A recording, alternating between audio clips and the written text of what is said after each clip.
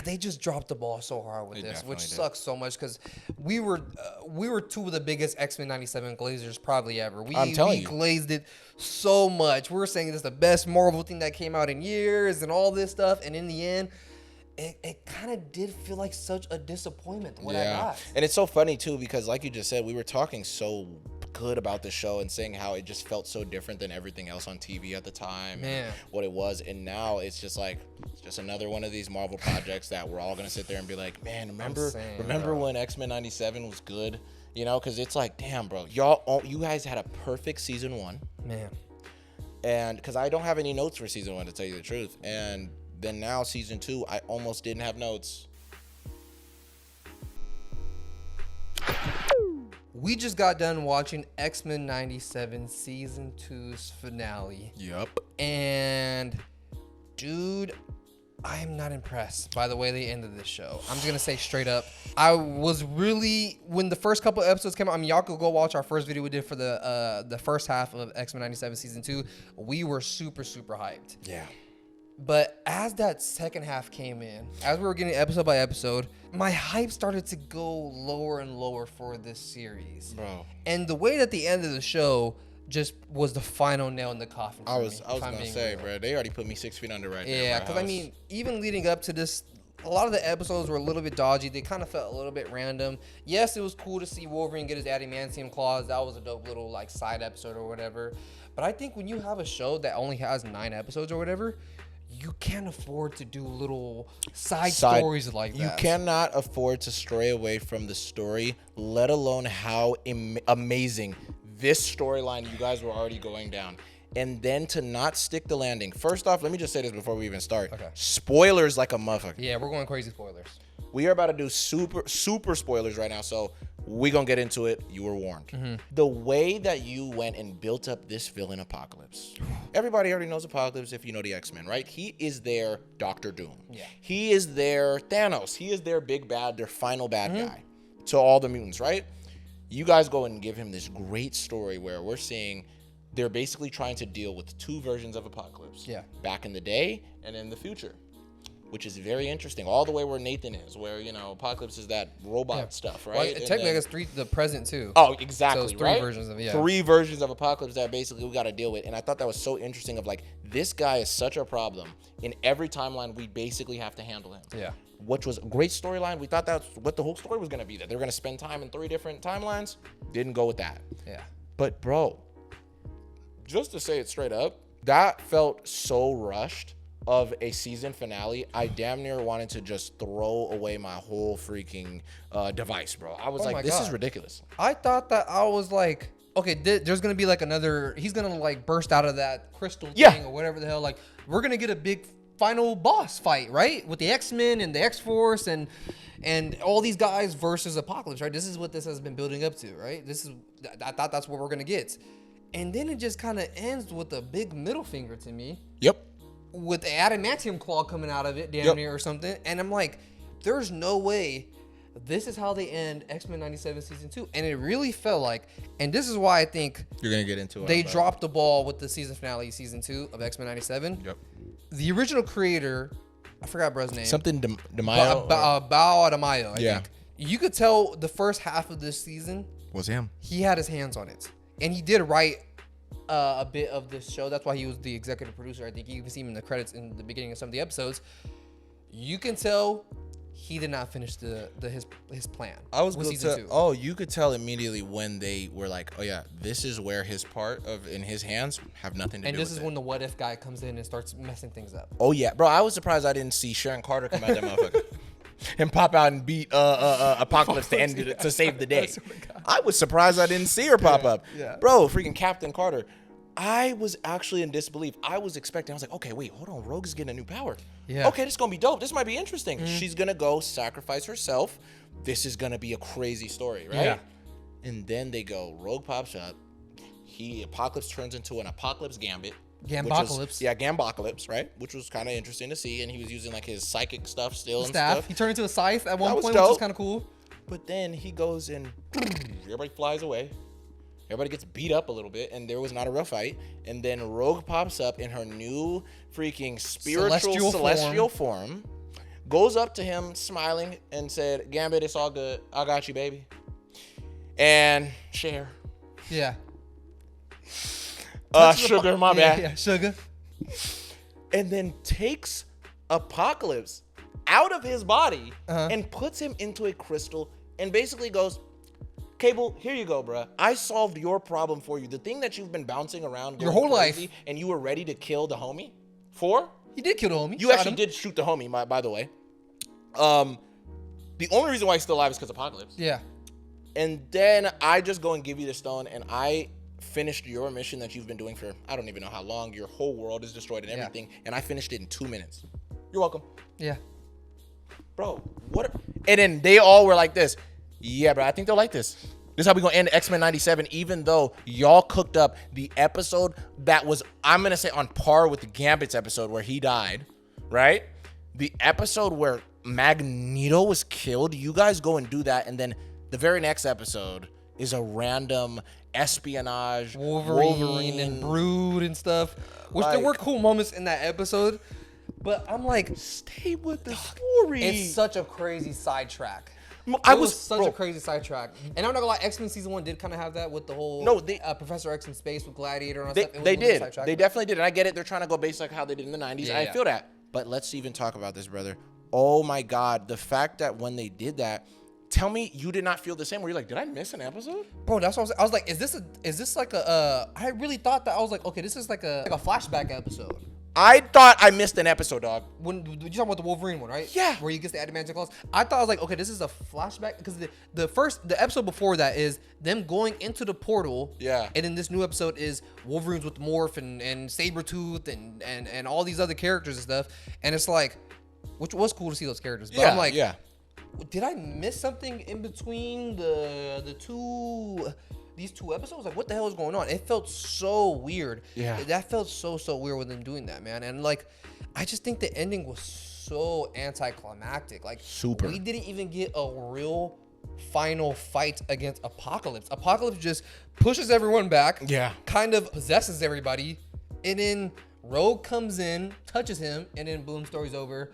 And then the only part of the episode I'm like, okay, this is like that made it kind of like a little bit redeemable, but not really, because I did not like the finale at all. Was Nightcrawler sacrificing himself for Rogue. Me too, yeah. Because Nightcrawler's always been one of my favorite X-Men. Definitely. And him doing that, I was like, oh my God, he's such a real one, bro. You know what I mean? And I think even the episode before this, when we see Apocalypse take over Gambit and they all fight him, was a better episode than this one. And then definitely. He possesses Nightcrawler, and you can't tell me that wasn't clean. Nightcrawler damn near soloed the entire X-Men in that episode. That showed. That was so dope seeing Nightcrawler teleport around and messing everybody up and everything. But I think they just dropped the ball so hard with this, bro. You tell me we have all the X-Men, we have all the X-Force people here, and y'all don't decide to do a crazy big mega fight against Gambocalypse? And you know what's so funny too? By the way, we coined Gambocalypse. Gambocalypse. No one better be using that, and they better give credit to us. But no, honest to God though, bro, it's like that is so lazy. And you know what I think it is? You just said it right there. These people probably thought that's gonna be too much work, bro, to do for the end. This guy already cooked half of the story. Let's just let it be, and then we'll go from where we start. Because it really, like, no, honestly, the way that you just said that, it really felt so strange. It was like the episode before, there was so much effort into this fight. Nightcrawler's going crazy, doing everything he's doing. And then we get this mind fight with Charles and Gambit and Apocalypse, and then Rogue comes in and pulls Gambit out of Apocalypse. Like, that whole scene, that whole episode was like, oh my God, this is a good ass episode. I'm thinking this next episode is gonna be crazy because they displayed everybody's powers so well. I'll say a good chunk of the characters that you don't really get to see too many cool stuff from. Seeing Charles in that like astral world in this type of way, that was tight. Was so dope, and you're kind of seeing everybody's like almost like their spirit. Their aura, if you want to say it like that. You know what I mean? And it was so cool to just see like Apocalypse is like this dark, like he's almost like a entity now. You know what I mean? Yeah. So I don't know. I just thought that was really interesting, and I don't know, like the way that the show seemed it was going originally, I thought was such a dope concept because the way I thought it was gonna go was it was a race against time where basically they're trying to stop Apocalypse from getting a hold of Nathan Summers' body because he wants to possess Cable. Yeah, that's what I thought too. So I was like, yo, if he gets a hold of Cable's body, they're cooked. Yeah. That's what I was thinking, because I was like, dude, he is damn near a stronger telepath than his mom at some cases. So I'm like, dog, unless she got the Phoenix Force or whatever, but dog. Because I thought what was going to happen was when Rogue gave him the crystal, that was all going to be part of Apocalypse's plan to burst open and take over Cable right there in that moment. That's what I thought was going to happen. Yes, me I thought too. we were going to see Cabocalypse. Exactly, and then it was going to be recording that too. Recording that too, yeah. And then it was going to be season 3. Yeah. It was going to start with that was going to be the problem, and it's like this whole thing of Cable's whole, and think about how poetic that would be. Cable's whole mission and reason why he got sent into the future was to stop Apocalypse. And originally his parents sent him there to be safe. Yeah. But then he found out it was his destiny to stop Apocalypse. And then the person you were supposed to stop ends up taking them. You become him. That would have been so peak. Come on, Mike. And it seems like that's what they were building up in the beginning. I think that's what Bao Adamayo was trying to cook up. Yeah. But then since, whatever happened with him happened, it is what it is, right? Mm-hmm. And I think when the new guys came in, they didn't know. They didn't see the vision. They didn't see the vision, and they were like, let's just do Gambocalypse. Yeah. And let's just see how that happens. Which I didn't even mind the whole Gambocalypse thing. I didn't either. I knew they were gonna do the whole thing where he comes back as a horseman, all this stuff.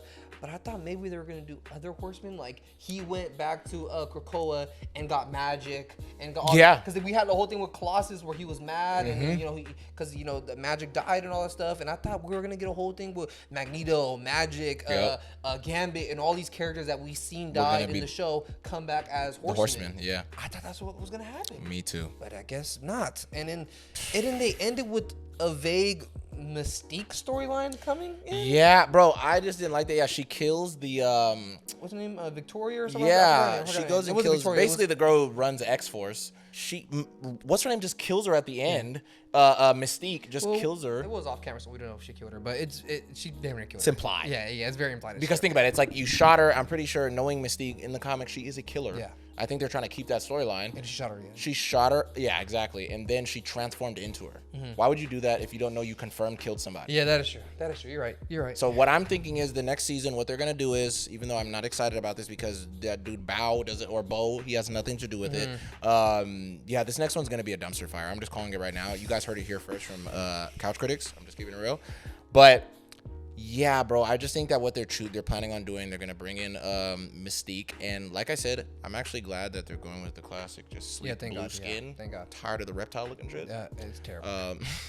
I hate that they did that in live action. I never liked that, even as a kid. Me neither. It was so ugly, and I don't like how Nightcrawler looks like that in live action too. He has a little swirly stuff on his skin and stuff. I said, dude, just give him the blue skin. Yeah, dude, just give him the dark blue skin. Come on, bro, what are we doing here? But yeah, I don't know, because it's so weird to me how it's like you said, Apocalypse is the X-Men's Thanos, Doctor Doom, Lex Luthor, whatever, right? Yeah. That's their big bad. So how are you going to end Apocalypse and then move on to what it seems like just a regular kind of X-Men type of storyline? Unless Apocalypse is going to come back. They might do the classic old school stuff where, because it seems like they don't have a problem being very campy and, very close to the comics. Mm-hmm. I think they might keep that element where they might not do what Marvel tends to do where they kill all their villains off all the time. Yeah. I think that they might end up doing the opposite, how we have like villain of the week type of thing. Okay. And I think Apocalypse might end up becoming that because it is a cartoon. So they might be like, maybe after this season or 2 seasons down the line, if they get a better writer, Apocalypse might come back and it's this bigger storyline and it's this whole other thing, because one thing about the X-Men, a lot of people got to understand, dude, their comics and everything are always complicated. They're always dealing with time travel. They're always dealing with, you're not going to get X-Men without having complicated time travel stuff. I'm just keeping it real. Or like this kid is their kid, but from the future. Exactly. But like, because Mother Ascani is his sister, right? His sister. Yeah, his big sister. She's Hope Summers. Mm-hmm.